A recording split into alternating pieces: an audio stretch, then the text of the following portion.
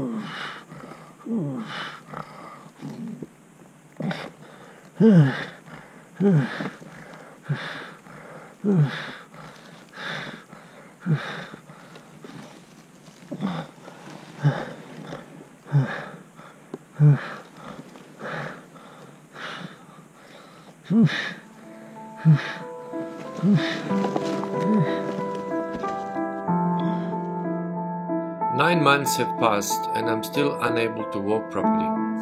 I have broken my leg in 4 places, shattered my wrist, broken few ribs and injured my shoulder.